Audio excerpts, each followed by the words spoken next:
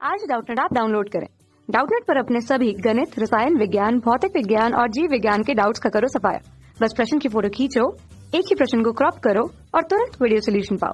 अभी डाउनलोड करें। प्रश्न हमारे पास है कथन और कारण में। कथन कहता है कि जब हम कार का ब्रेक लगाते हैं तो एंट्रोपी बढ़ती नहीं है, और कारण यहाँ पर दिया जा रहा है एंट्रोपी नहीं बढ़ने का कि यह एक उत्क्रमणीय प्रक्रम होता है, इसलिए एंट्रोपी यहाँ पर नहीं बढ़ती है कार पर ब्रेक लगाने पर।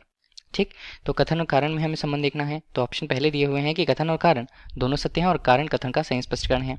दूसरा है कथन और कारण दोनों सत्य हैं लेकिन कारण कथन का सही स्पष्टीकरण नहीं है। तीसरा है कथन सत्य है, कारण असत्य, और चौथा कथन एवं कारण दोनों असत्य होते हैं, ये कहा जा रहा है। अब देखिए, पहले हम बात कर लेते हैं एंट्रोपी की। तो एंट्रोपी होता क्या है? देखिए, एंट्रोपी जो है वो एक तरह से अनियमितता जितनी होती है, अनियमितता या हम कह सकते हैं डिसकंटिन्यूटी जितनी होती है उसकी माप होती है। अनियमितता की माप हम कहते हैं। मतलब कोई कण है, जैसे कि ठोस अवस्था अगर हम बात करें उदाहरण के तौर पर, जैसे कि कोई ठोस पदार्थ है, ठीक है। ठोस पदार्थ में हम जानते हैं कि उसके जो कण होते हैं वो एक नियमित संरचना में नियमित रूप से एक दूसरे से एक नियत दूरी पर मौजूद होते हैं, ठीक है। और उनका एक नियत, इसी कारण से नियत एक आकार होता है, ठीक। अब जिसके लिए आकार नियत होगा उसमें संरचना जो है काफ़ी ज़्यादा नियमित रहेगी, अनियमितता की माप जो है काफ़ी कम रहेगी, तो उसके लिए ठोस के लिए हम कहेंगे कि एंट्रोपी का जो मान होगा वो कम होगा, ठीक है।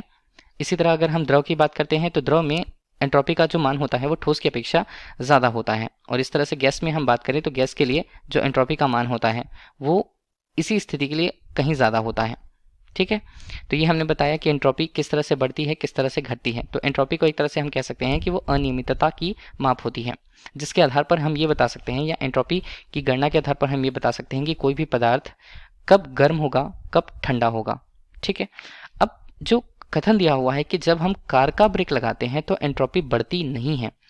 कार चूंकि गत्यावस्था में है, कार गतिमान है तो उसकी गतिज ऊर्जा होगी, गतिज ऊर्जा।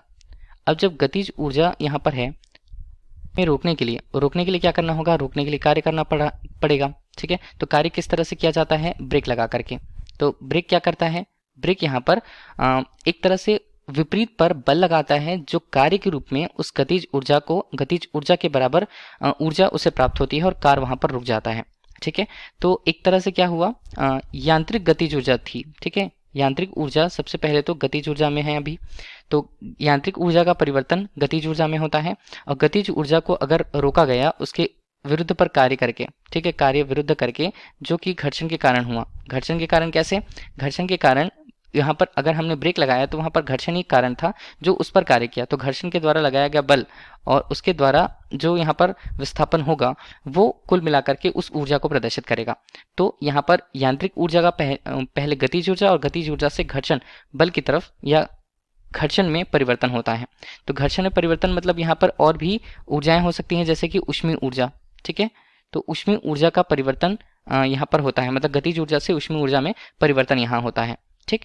तो इस स्थिति पर हम कहते हैं कि इस प्रक्रिया के दौरान जितने भी कण वहां पर जुड़े हुए थे इस प्रक्रिया में, तो कणों में क्या होता है? कणों में पहले गतिज ऊर्जा थी, वो यहाँ पर कन्वर्ट हुई है किसमें?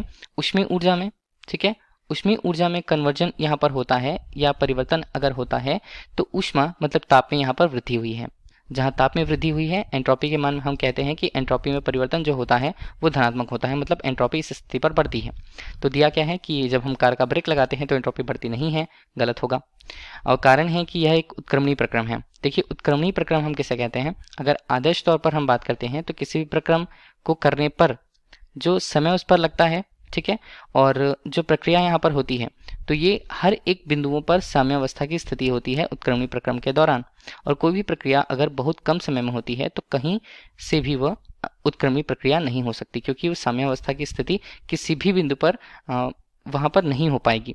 तो जो भी प्रक्रम बहुत जल्दी होते हैं, बहुत कम समय लेते हैं, तो ऐसे प्रक्रम अनुत्क्रमणीय प्रक्रम होते हैं। तो यहाँ पर जो दिया हुआ है कि यह एक उत्क्रमणीय प्रक्रम है, तो ये भी गलत है। कथन और कारण दोनों गलत होंगे, तो ऑप्शन नंबर डी यहाँ पर सही होगा। Thank you. कक्षा 6 से 12वीं से लेकर नीट, IIT, JEE वो एडवांस के लेवल तक 1 करोड़ से ज्यादा छात्रों का भरोसा।